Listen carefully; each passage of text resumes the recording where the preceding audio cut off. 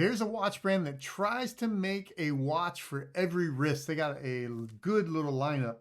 But today we're going to look at something super cool. We're going to look at the assembled in the USA 42 millimeter G2 Pacific Polar GMT.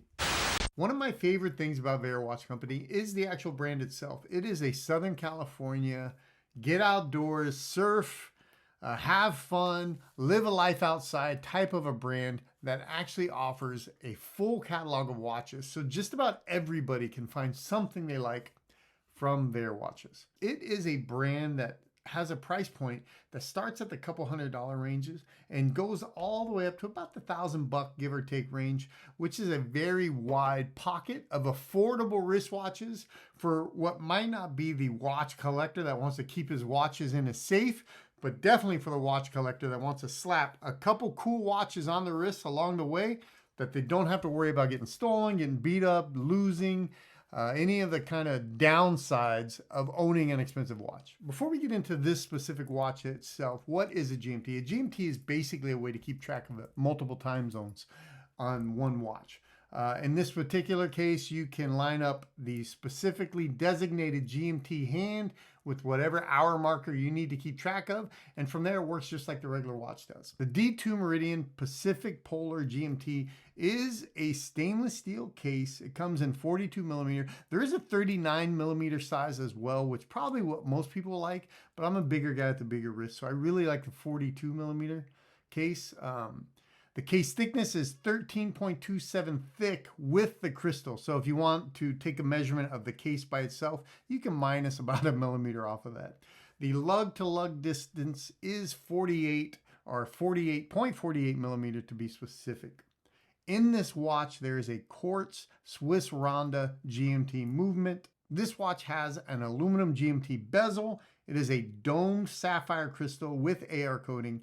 And there are 15 layers of BGW9 Superluminova on the index. And the hour, minute, and second hand also have BGW9 Lume on them. The movement is hour, minute, second with a day date at the 6 o'clock, which actually looks like it belongs there. There is a screw down crown and a screw down case back, and that gives it about a 150 meter water resistancy rating. The lug width of this watch is 20 millimeter, which means there are all kinds of strap options for it.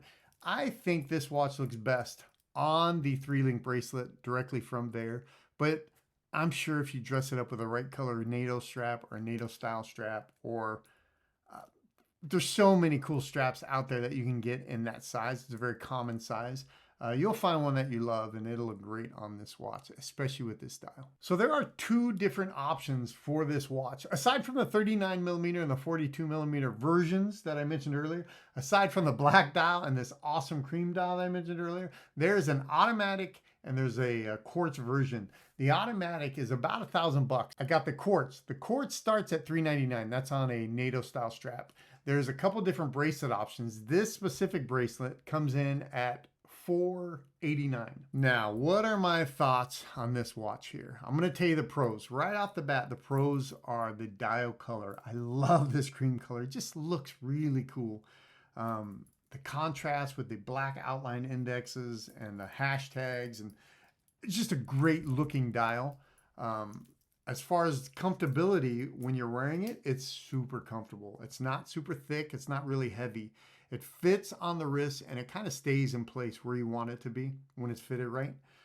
There's no sharp edges, so it doesn't cut, it doesn't grab. Fit and appearance, I really, really am into it. I probably would prefer a little bit nicer movement, even the quartz, if I'm paying almost $500 for it. But, you know, this Swiss Ronda that's in this it's fine. It's known to be a beater that, you know, is kind of durable and like a workhorse type movement. But again, there's some nicer movements I think they could have put in this on a quartz for the money.